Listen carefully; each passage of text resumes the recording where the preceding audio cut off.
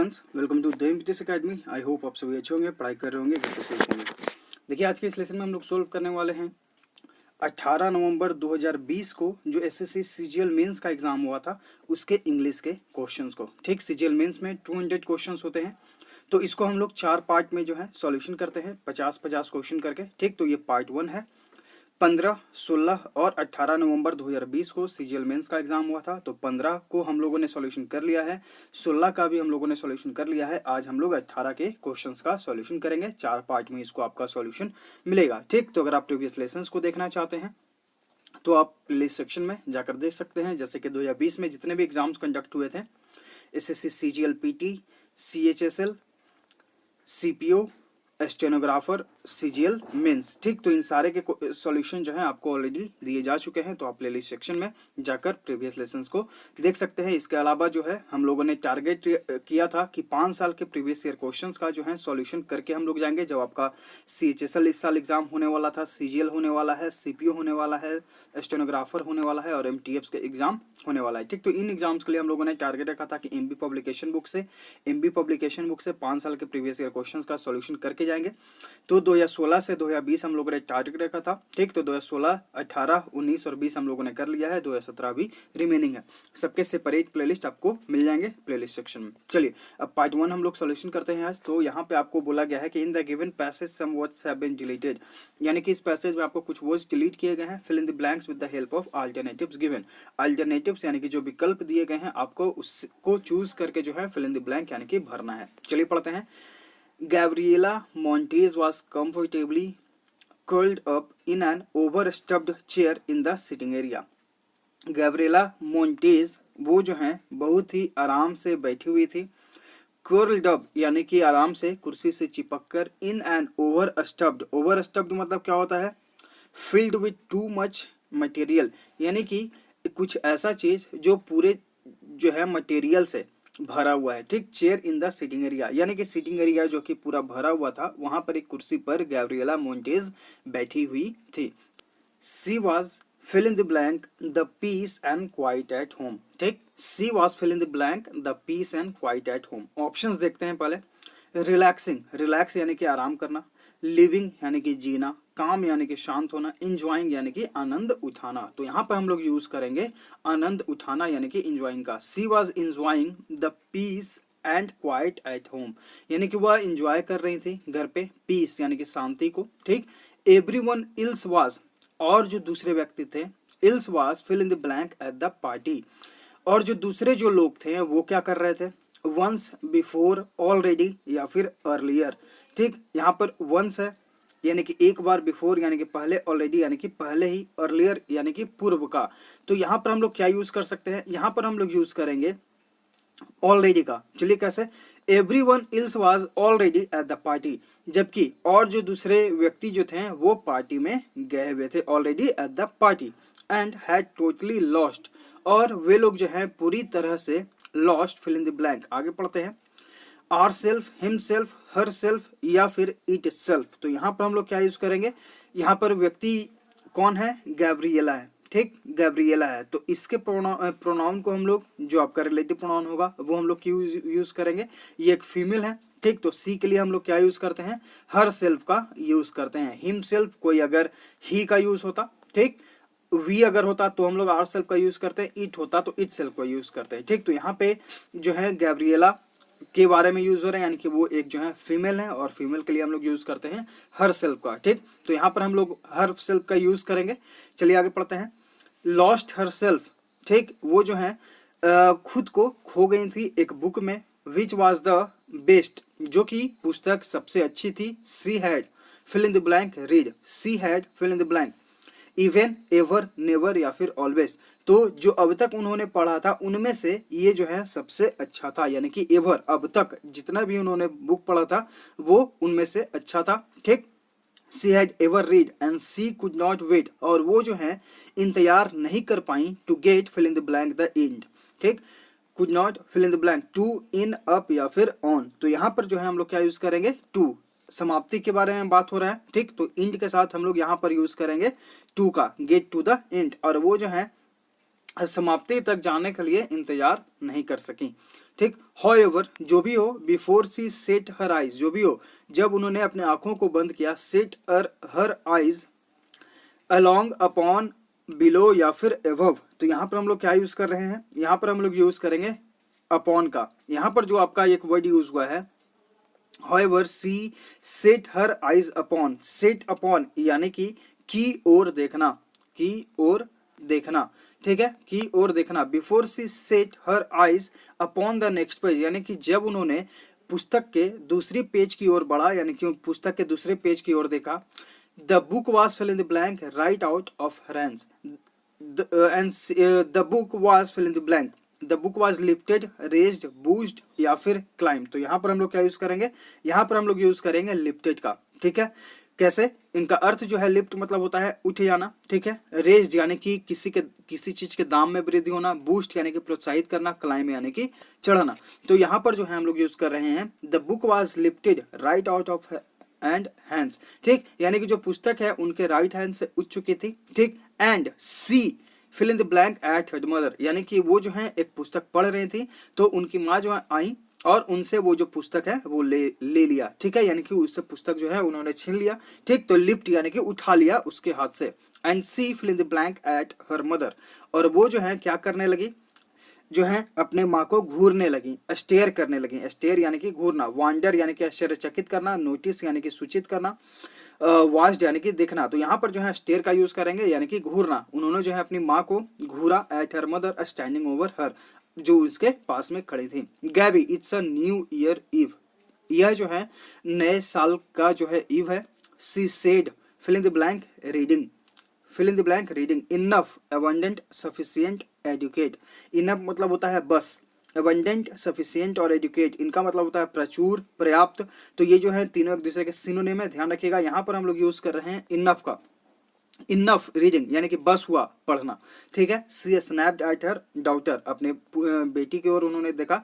But मम I am almost done, लेकिन उनकी जो बेटी है गैब्रिएला, उन्होंने कहा कि जो है मेरा अब हो चुका है। Gabriela fill in the blank, prohibited, protested, prevented या फिर प्रेस्क्राइब। प्रोहिबिट के साथ हम लोग प्रीपोजिशन यूज करते हैं फ्रॉम का, इसका मतलब होता है मना करना, रोकना, प्रिवेंट यानी कि रोकना करना। यहाँ पर हम लोग यूज करेंगे प्रोटेस्ट का, यानी कि जो गैब्रिएला है उसने जो है विरोध किया, ठीक है, कि मुझे पढ़ने दो, मैं लगभग जो है इसको खत्म करने वाली हूँ। यहाँ पर इस पैसेज का ये अर्थ हुआ, ठीक है। तो 1 से 10 आपका पैसेज है, और जो 3 पैसेजेस है वो आपको, और जो रिमेनिंग 3 पार्ट्स आपको मिलने वाले हैं आगे, उसमें एक एक पैसेज करके आपको सॉल्यूशन दे दिया जाएगा। अब आते हैं हम लोग क्वेश्चन नंबर 56 से।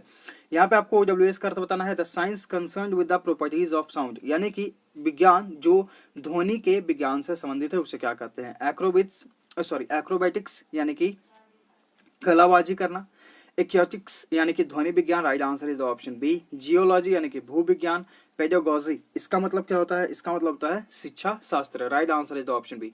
क्वेश्चन नंबर 57, यहाँ पे आपको पैसिव वॉइस में चेंज करना है। The fierce storm rig the shop, यहाँ पर देखिए सब्जेक्ट आपका हो गया, वर्ब का सेकंड फॉर्म हो गया, आपका ऑब्जेक्ट हो गया। यहाँ पर कोई हेल्पिंग वर्ब नहीं, इट मींस कि डायरेक्ट वर्ब का यूज हुआ है और ये सेकंड फॉर्म में है, तो आपका वर्ब का सेकंड फॉर्म ऑब्जेक्ट यानी कि पास्ट इंडेफिनिट में है। तो जब हम इसे पैसिव वॉइस में चेंज करेंगे तो वाज अवेयर प्लस वर्ब का थर्ड फॉर्म यूज करेंगे, ठीक। ऑप्शंस अगर आप देखेंगे, अगर आपको रूल याद है, ऑप्शंस को देखिए, वाज प्लस वर्ब का थर्ड फॉर्म।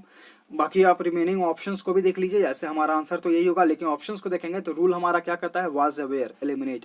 वाज अवेयर तो यूज हुआ है, लेकिन बीइंग का यूज हो गया, ये गलत, ये पास्ट कॉन्टिन्यूअस में होगा, पास्ट इंडेफिनिट में। वाज अवेयर प्लस वर्ब का थर्ड फॉर्म। इज रेग्ड, यहाँ पे इज एमआर प्रेजेंट में यूज होता है, right answer is the option है। तो रूल्स याद है, आपको अपने ऑप्शंस को एलिमिनेट करना है, राइट आंसर पे आना है। तो अगर आपको वॉइस से टेंस में किसी प्रकार का दिक्कत है तो आपको डिस्क्रिप्शन में या फिर प्लेलिस्ट सेक्शन में एक प्लेलिस्ट मिलेगा SSC 45 डेज के नेम से, ठीक है। उस प्लेलिस्ट में आपको टेंस और वॉइस साथ साथ मिल जाएंगे, आप जाकर उन लेसन्स को फॉलो कर सकते हैं। क्वेश्चन नंबर 58, यहाँ पे आपको डायरेक्ट स्पीच में चेंज करना है। आई आस्क्ड हिम, इफ यानी कि आस्क के यूज हम लोग कब करते हैं, हम लोग प्रीवियस लेसन में सीख चुके हैं कि जहां पर जो सेंटेंस हमारा क्वेश्चन मार्क हो, यानी कि जो है क्वेश्चन से संबंधित हो, जहाँ पे वहां पे हम लोग जो है इंट्रोगेटिव सेंटेंस में आस्क का यूज करते हैं, ठीक। अब यहाँ पर देखिए इट हैड का यूज हुआ है, यानी कि इस पार्ट अगर हम देखते हैं ये पास्ट है तो इसके अनुसार हम इसे चेंज करते हैं, ठीक। ये हम लोगों ने सीख लिया है, ठीक। तो यहाँ पर जो है ये हैड है, यानी कि इसका जो है हम लोग प्रेजेंट फॉर्म में बनाएंगे, तो इट के साथ जनरली हम लोग यूज करते हैं हैज का।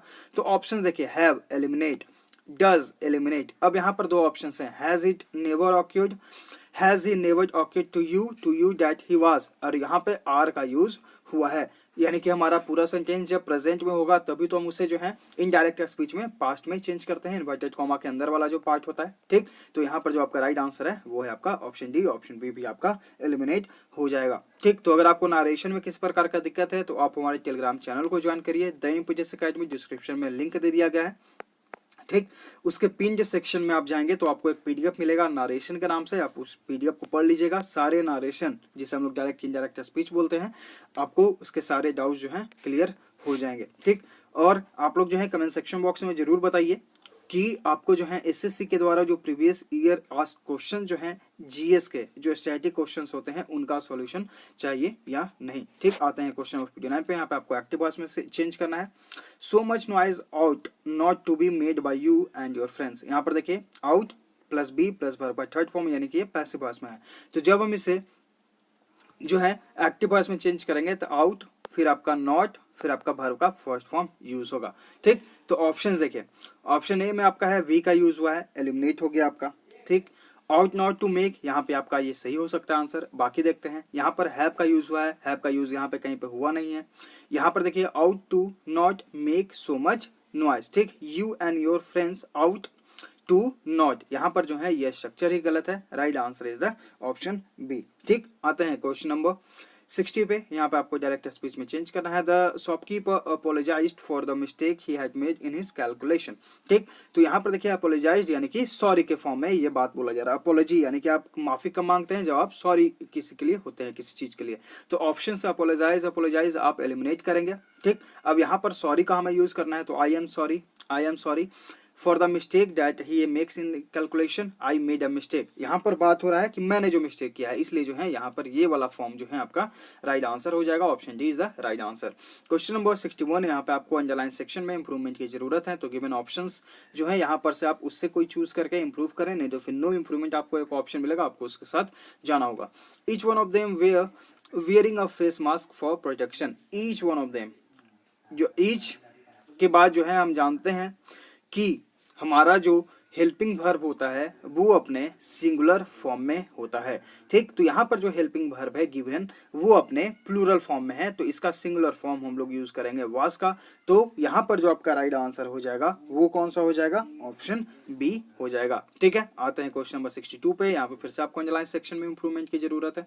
ही is went to harm my reputation by false accusation. Accusation यानी कि आरोप लगाना, झूठे आरोप लगाकर वो मेरे रेपुटेशन को जो है क्या करना चाहता है, जो है करना चाहता है। ठीक, यानी कि वो मेरे जो है रेपुटेशन को खराब करना चाहता है पूरे दृढ़ता के साथ, वो भी झूठे आरोप लगाकर।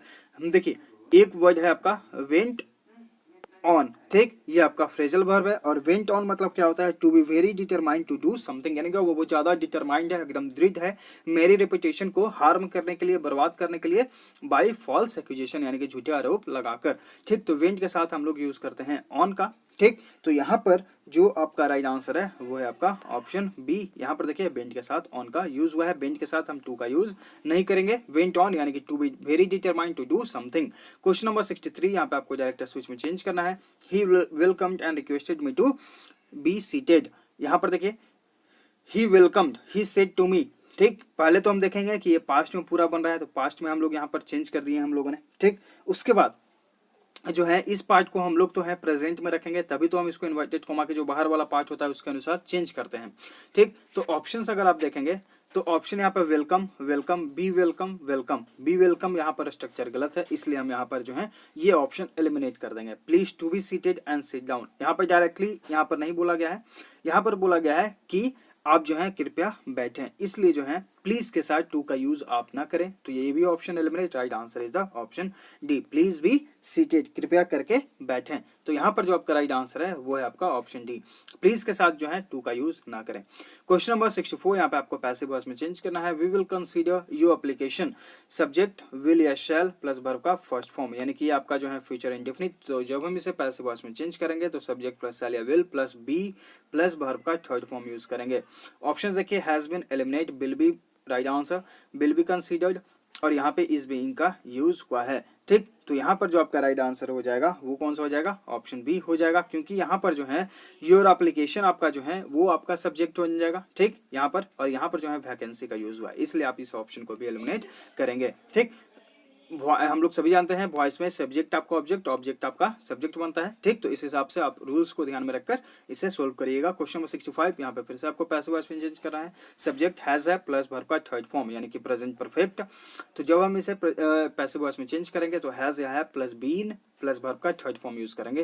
ठीक, तो यहाँ पर देखिए ऑप्शंस हैं has plus been plus verb का third form, is eliminate, had eliminate, have been और हैज बीन। अब यहाँ पर देखिए the site for our new factory subject singular है, तो हम इसके साथ क्या यूज करेंगे, सिंगुलर फॉर्म वाले वर्ब को यूज करेंगे, यानी कि option is the right answer. Have यहाँ पे प्लूरल फॉर्म में है। क्वेश्चन नंबर 66, यहाँ पे आपको इनडायरेक्ट स्पीच में चेंज करना है। I said to him angrily get out and don't dare to come here again. यहाँ पर देखिए सेड टू, तो इसके अनुसार इसको हम चेंज करेंगे, यानी कि पास्ट में तो हेयर को हम चेंज करेंगे देयर में। ठीक, ये हमें ध्यान में रखना है। ठीक, तो ऑप्शंस देखेंगे अगर, तो यहाँ पर देखिए दो ऑप्शंस तो आप पहले ही एलिमिनेट कर देंगे, हेयर वाला और यहाँ पे हेयर वाला, दो ऑप्शंस आपने एलिमिनेट कर लिए। यहाँ पर देयर है, यहाँ पर देयर है। ठीक, आई ऑर्डर्ड हिम, उसके बाद I ordered him to get out, यहाँ पर गेट आउट का सिर्फ यूज हुआ है। ठीक, तो यहाँ पर जो है एक दूसरा सब्जेक्ट आया है, इसलिए हम यहाँ पर इनफिनाइट को यूज करेंगे, यानी कि टू प्लस वर्ब का first form. Right answer is the option A. Question number 67, यहाँ पे आपको जंबल सेंटेंसेस दिया गया है, इसको आपको सही ऑर्डर में अरेंज करना है। तो इसके लिए हम लोगों ने क्या सीखा है प्रीवियस लेसन्स में, चारों सेंटेंसेस को केयरफुली पहले पढ़ेंगे, उसके बाद जो है हम एक जो है सब्जेक्ट को चूज करेंगे कि आखिर बात किस पर हो रहा है, उसके बाद हम उनको जो है कनेक्ट करेंगे। ये हम लोग प्रीवियस लेसन्स में ऑलरेडी बहुत बार कर चुके हैं। आई होप आप इसका प्रैक्टिस कर रहे होंगे। आप इसका कमेंट सेक्शन में आंसर बताइए। क्वेश्चन नंबर 68, यहाँ पे आपको ग्रामेटिकल को फाइंड आउट करना है। An 8 years old girl has made this beautiful painting. यहाँ पर देखिए 8 जो आपका वर्ड है ये आपके वॉवेल के साथ जो है प्रोनाउंस हो रहा है, इसलिए जो हम इसके साथ आर्टिकल एन का यूज करेंगे, कोई दिक्कत नहीं। An 8 years old girl has made this beautiful painting, has plus verb का थर्ड फॉर्म, ग्रामेटिकल स्ट्रक्चर, यहाँ पर कोई दिक्कत नहीं। अब यहाँ पर जो दिक्कत है वो है आपका ईयर्स वाले फॉर्म में, हम यहाँ पर ईयर का यूज करेंगे। ठीक, क्यों यूज करेंगे ये देखिए, अगर किसी व्यक्ति का जो एज है एडजेक्टिव के रूप में यूज हो, यहाँ पर देखिए एन 8 year old, यानी कि उसकी विशेषता बताया जा रहा है कि 8 साल की बच्ची जो है उसने इस ब्यूटीफुल पेंटिंग को बनाया है। तो जहां पर किसी व्यक्ति का एज एडजेक्टिव के रूप में यूज हो तो हम वो ईयर्स के जगह सिर्फ ईयर का यूज करते हैं। ठीक, तो यहाँ पर जो ईयर है वो है आपका ऑप्शन बी, ईयर्स के जगह आप ईयर का यूज करिए। क्वेश्चन नंबर 69, यहाँ पे आपको डायरेक्ट स्पीच में चेंज करना है, तो आप इसका आंसर बताइएगा कमेंट सेक्शन बॉक्स में। क्वेश्चन नंबर 70, यहाँ पे आपको एक्टिव वॉइस में चेंज करना है। It is believed by the doctors that she will soon recover. ठीक, तो यहाँ पर जो है इस तरह के सेंटेंसेस क्या कैसे बनता है कि द डॉक्टर्स, ठीक, बिलीव, यहाँ पर जो आपका सेंटेंस है ये आपका प्रेजेंट में है, by the doctor, it is believed. ठीक, जनरली अगर हम देखते हैं कि the doctors believe it, the इस पार्ट को अभी रहने देते हैं। ठीक है, पहले इसको समझते हैं। द डॉक्टर्स विल, सॉरी यहाँ पर प्रेजेंट में बन रहा है विल वाला, तो ये वाला फॉर्म है। ठीक, द डॉक्टर्स बिलीव इट। ठीक, तो यहाँ पर जो है हम लोग क्या यूज करते हैं, it is believed by the doctors, ये वाला पार्ट तो हो गया हमारा क्लियर। ठीक, द डॉक्टर्स बिलीव इट, तो इसको जब हम लोग पैसिव वॉइस में चेंज करेंगे तो क्या बनेगा, it is believed by the doctors. तो यहाँ पर जो है हमें क्या स्ट्रक्चर यूज करना होगा, द डॉक्टर्स बिलीव इट। ठीक, क्योंकि हमारा सेंटेंस जो है वो प्रेजेंट में बन रहा है, तो the doctors believe, the doctors believe, ये दोनों ऑप्शंस तो हम एलिमिनेट कर देंगे। अब यहाँ पर जो है that she will soon recover, that she will soon recover, यहाँ पे उट का यूज हम क्यों करेंगे, ये थोड़ी हम लोग जो है चेंज कर रहे हैं नारेशन में, यहाँ पर तो हमें पैसिव वॉइस में चेंज करना है, इसलिए जो है आपका ये ज्यों का त्यों रहेगा। Right answer is the option C. ठीक, तो थोड़ा सा आपको ध्यान रखना होगा कि इस तरह के सेंटेंसेस जैसे कि it is believed by the doctors, तो इसके हम लोग जो है पहले हम लोगों ने समझा कि ये पैसिव वॉइस में है, तो जब हम इसे पैसिव एक्टिव वॉइस में चेंज करेंगे तो क्या बनेगा, आपका ऑब्जेक्ट जो है वो सब्जेक्ट बन गया, यानी कि डॉक्टर, और प्रेजेंट में है तो द डॉक्टर्स है, यानी कि सब्जेक्ट जो है प्लूरल है, तो वर्ब का फर्स्ट फॉर्म यूज करते हैं, यानी कि बिलीव और इट। ठीक, द डॉक्टर्स बिलीव इट, तो यहाँ पर जो आपका राइट आंसर है वो है आपका ऑप्शन सी। क्वेश्चन नंबर 71, यहाँ पे आपको वन वर्ड सब्स्टिट्यूशन बताना है। प्रोफेन टॉक, प्रोफेन मतलब होता है किसी के बारे में गलत बोलना। ठीक है, तो यहाँ पर ऑप्शन देखिए, ब्लास्फेमी यानी कि जो है गलत बोलना, या फिर ईश्वर निंदा भी होता है, ईश्वर के बारे में गलत बात करना। Right answer is the option A. Alchemy, इसका मतलब होता है रसायन विज्ञान से संबंधित। ऑरिगेमी मतलब क्या होता है, ऑरिगेमी मतलब होता है आर्ट ऑफ पेपर फोल्डिंग यानी कि जो पेपर्स होते हैं उनको फोल्ड करने का जो काम होता है, आर्ट होता है, वो बोला जाता है ओरिगेमी। पॉलीगेमी मतलब क्या होता है, बहुविवाह यानी कि एक से ज्यादा विवाह। क्वेश्चन नंबर 72 यहाँ पे आपको एंटोनिम बताना है यानी कि विपरीत शब्द ब्लोटेड का। ब्लोटेड मतलब होता है फूला हुआ, सूजा हुआ, ठीक है। अब इसका विपरीत बताना। ऑप्शन देखिए, सोलन यानी कि फूला हुआ, ये तो सिनोनिम हो गया। एरोगेंट यानी कि घमंडी। टर्जिड यानी कि फूला हुआ, ये भी आपका सिनोनिम। डिफ्लेटेड यानी कि पचका हुआ। Right answer is option D यानी कि जो फूला हुआ न हो, मुरझाया हुआ। क्वेश्चन नंबर 73 यहाँ पे आपको फिल इन द ब्लैंक करना है। There is fill in the blank no porters on the platform, he had to carry his luggage himself. यानी कि प्लेटफॉर्म पर जो है कोई पोर्टर्स नहीं था, उसको जो है अपने लगेज जो है वो खुद कैरी करना पड़ा था। ठीक, तो लगेज को कभी भी हम लोग प्लूरल फॉर्म में नहीं बनाते हैं, ध्यान रखिएगा। लगेज को जो है हम लोग कभी भी जो है इस लगाकर इसका प्लूरल लगेजेस यहाँ पर कभी नहीं यूज करते हैं, ध्यान रखिएगा, ये आपको ईडर में आता है। ठीक, अब यहाँ पर चूंकि हम देख रहे हैं कि आगे वाला पार्ट जो है ये पास्ट में है। ठीक, तो ऑप्शंस अगर हम देखेंगे तो यहाँ पर अगर हम ऑप्शंस को देखेंगे अच्छे से तो हमारा सेंटेंस किस में बन रहा है, ये आपका पास्ट में बन रहा है। ठीक, तो जब हम लोग पास्ट में बन रहा है देयर बीइंग, अब यहाँ पर जो है पोर्टर्स का न होना, ठीक, पोर्टर्स का न होना प्लेटफॉर्म पर, इसलिए जो है उसने जो है लगेज को खुद से कैरी किया। ठीक, तो न होना यानी कि होने के बारे में बात हो रहा है, तो होने के लिए हम लोग क्या यूज करते हैं, बीन का यूज करते हैं। और चूंकि हम देख रहे हैं कि हमारा सेंटेंस जो है वो आपका जो है पास्ट में है, तो यूज करेंगे हम लोग बीइंग का। There being no porters on the platform, he had to carry his luggage himself. तो यहाँ पर अगर आप ऑप्शंस को भी देखेंगे तो गोइंग, यहाँ पे गोइंग का यूज नहीं हुआ है, मतलब कोई यूज होने वाला है नहीं, और हैविंग का यूज नहीं होने वाला है। हैव क्योंकि हम लोग पोजेशन के रूप में यूज करते हैं हैव का। ठीक, तो ये भी आप ऑप्शन एलिमिनेट कर सकते थे। अब यहाँ पर बीन का यूज हुआ है, तो बीन का यूज जो है अगर कोई यहाँ पर हेल्पिंग वर्ब होता, ठीक, यहाँ पर कोई हेल्पिंग वर्ब जैसे कि हैज या हैड, ठीक, तो यहाँ पर जो है हम लोग बीन का यूज कर सकते थे, क्योंकि यहाँ पर ये तीनों option eliminate. Right answer is the option B. Question number 74 यहाँ पे आपको जो है वन वर्ड सब्स्टिट्यूशन बताना है। An extreme fear of darkness, एक डार्कनेस से बहुत ही ज्यादा डर होना, डार्कनेस यानी कि अंधकार से। ऑप्शन देखिए, एक्रोफोबिया यानी कि ऊंचाई से डर, हाइड्रोफोबिया यानी कि पानी से डर, निक्टोफोबिया यानी कि अंधकार से डर। Right answer is option C, hemophobia. Homophobia, इसका यहाँ राइट आंसर ऑप्शन सी। ठीक, क्वेश्चन नंबर 75 होमोफोबिया, इसका मतलब क्या होता है, एक बंद कमरे में डर जो होता है उसको हम लोग बोलते हैं होमोफोबिया।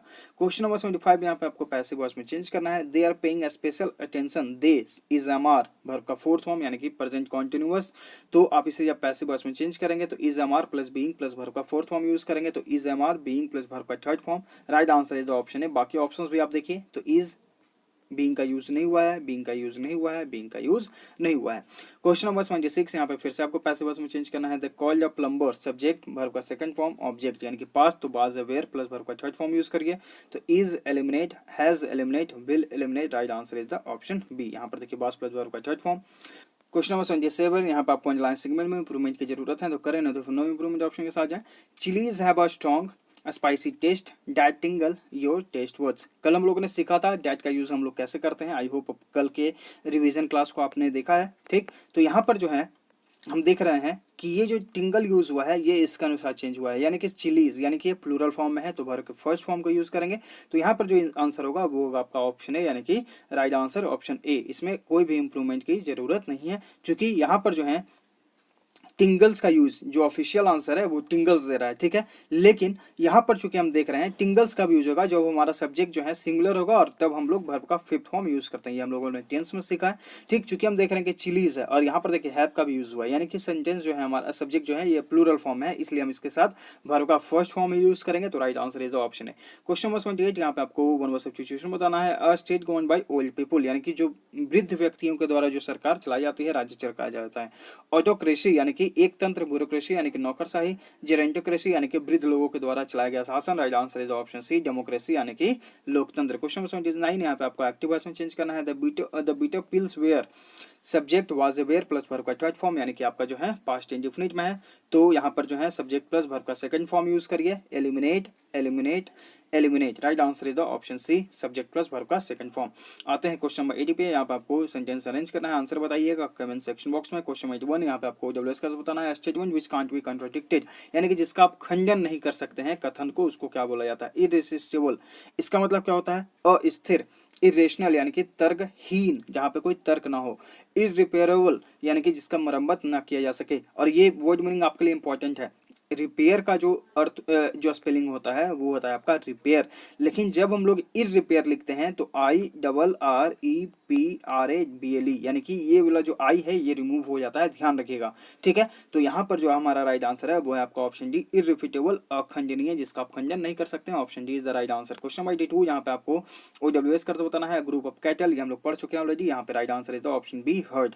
आते हैं क्वेश्चन नंबर 83 पे, यहाँ पे आपको डायरेक्टर स्विच में चेंज करना है। Prayed that his mother might recover soon, तो माइट की जगह हम क्या यूज करेंगे, मे का, क्योंकि इसके अनुसार हम चेंज करते हैं। ठीक, तो ऑप्शंस अगर आप देखेंगे केयरफुली, ठीक, तो ऑप्शंस अगर आप देखेंगे तो यहाँ पर जो है आपका ये एक्सक्लेमेशन सेंटेंस है, ये हम लोग आपको पीडीएफ में सारा बताया गया है। ठीक, तो एक्सक्लेमेशन सेंटेंस में जो आपका हेल्प जो होता है एक्सिलरी वर्ब वो आपका पहले आता है, उसके बाद आपका सेंटेंस। ठीक, तो आप तीनों ऑप्शंस को एलिमिनेट करेंगे और राइट आंसर ऑप्शन बी को चूज करेंगे। क्वेश्चन नंबर 4, यहाँ पे आपको जो है ईडियम का अर्थ बताना है। फर्स्ट एंड फॉरमोस्ट, इसका मतलब क्या होता है, फर्स्ट एंड फॉरमोस्ट इसका मतलब होता है सबसे महत्वपूर्ण तथ्य। ठीक है, सबसे महत्वपूर्ण तथ्य। ऑप्शन देखिए, फार फ्रॉम ट्रूथ यानी कि सच से दूर होना, आफ्टर एवरीथिंग एल्स यानी कि दूसरे चीज के बावजूद, मोस्ट इंपॉर्टेंट एस्पेक्ट महत्वपूर्ण तथ्य, right answer is option C, most difficult task यानी कि सबसे कठिन task, right answer is option C. Question number 85, यहाँ पे आपको अंडरलाइन सेक्शन में इंप्रूवमेंट की जरूरत है तो करें, नहीं तो नो इंप्रूवमेंट ऑप्शन के साथ जाएं। I would not dream to raise the price, dream word use हुआ है, ड्रीम के साथ हम प्रीपोजिशन ऑफ का यूज करते हैं और इसके बाद दूसरा जो आपका वर्ब आएगा वो अपने जिरंड फॉर्म में आएगा, यानी कि ऑफ रेजिंग का यूज करेंगे, right answer is option C. तो अगर आपको फिक्स्ड प्रीपोजिशन पता है कि हमें ड्रीम के साथ प्रीपोजिशन ऑफ का यूज करना है तो आप उसके अनुसार भी अपने ऑप्शंस को एलिमिनेट कर सकते थे। ठीक, तो अगर आपको फिक्स्ड प्रीपोजिशन के लेसंस देखने हैं तो आपको डिस्क्रिप्शन में लिंक दे दिया गया है, आप जाकर उन्हें फॉलो कर सकते हैं। क्वेश्चन नंबर 86, यहाँ पे आपको एंटोनिम बताना है, यानी कि विपरीत शब्द एवोमिनेबल का, इसका मतलब क्या होता है, इसका मतलब होता है घिनौना, अप्रिय। ठीक है, अब इसका विपरीत क्या होगा, कलरफुल यानी कि रंगीन, हेटफुल यानी कि घृणास्पद, डिलाइटफुल यानी कि रुचिकर, ठीक है, बहुत ही अच्छा, आनंदमय, तो right answer is the option C, distasteful यानी कि अप्रिय, right answer is the option C. Question number 87, यहाँ पे आपको फिर से सेंटेंस को अरेंज करना है, आप इसे अरेंज करिए, इसका प्रैक्टिस करिए। क्वेश्चन नंबर 88, यहाँ पे आपको अंडरलाइन सेक्शन में इंप्रूवमेंट की जरूरत है तो गिवन ऑप्शन से करें, नहीं तो नो इंप्रूवमेंट ऑप्शन के साथ जाएं। ही turned a deaf year on the devices of his parents, यहाँ पर देखिए टर्न अ डीफ ईयर यानी कि नजरअंदाज कर देना, उनको देख कर भी जो है नजरअंदाज करना, सुनकर भी नजरअंदाज करना, ये आपका ईडियम है, ये हम लोग पढ़ चुके हैं ऑलरेडी। ठीक, तो यहाँ पर देखिए एक वर्ड यूज हुआ है एडवाइसेस, एडवाइस को जो है हम कभी भी उसमें एस या एस लगाकर इसका प्लूरल फॉर्म नहीं बनाते हैं। ठीक, तो ये जो है आपका एडवाइसेस वाला जो ऑप्शन है आप इसको एलिमिनेट कर सकते हैं। ठीक, अब यहाँ पर देखिए to the advice, on the advice, अब यहाँ पर जो आपके दो ऑप्शंस रिमेनिंग है वो है आपके टू और ऑन, तो यहाँ पर जो है टर्न अ डीफ ईयर के बाद हम लोग यूज करते हैं टू, टू। ठीक, तो यहाँ पर जो आपका राइट आंसर है वो है आपका ऑप्शन है ऑन वाले ऑप्शन को आप एलिमिनेट करिए। क्वेश्चन 89, यहाँ पे आपको जमल सेंटेंस, आप ये प्रैक्टिस कैसे करेंगे। ठीक, तो आपको इस लेसन का पीडीएफ जो है आप हमारे टेलीग्राम चैनल पीडीएस अकेडमी से डाउनलोड कर सकते हैं। ठीक, तो डिस्क्रिप्शन में लिंक है, आप टेलीग्राम चैनल को ज्वाइन करके इनका पीडीएफ आप डाउनलोड करके प्रैक्टिस करिए। क्वेश्चन 190, यहाँ पे आपको इंडायरेक्ट स्पीच भी चेंज करना है। The old woman said to her never please buy some vegetables for me tomorrow, तो टुमारो को हम लोग चेंज करेंगे द नेक्स्ट डे में, तो ऑप्शन देखिए टुमारो, टुमारो आपने एलिमिनेट कर लिया। ठीक, रूल्स याद हैं, आपने दो ऑप्शंस तुरंत एलिमिनेट कर लिए। ठीक, अब यहाँ पर देखिए प्लीज का यूज हुआ है तो प्लीज के साथ हम लोग यूज करते हैं रिक्वेस्ट का। ऑप्शन सी में देखिए यहाँ पर ऑर्डर का यूज हुआ है तो और ये भी ऑप्शन एलिमिनेट, यहाँ पर हम रिक्वेस्ट वाले ऑप्शन के साथ जाएंगे, right answer is option D.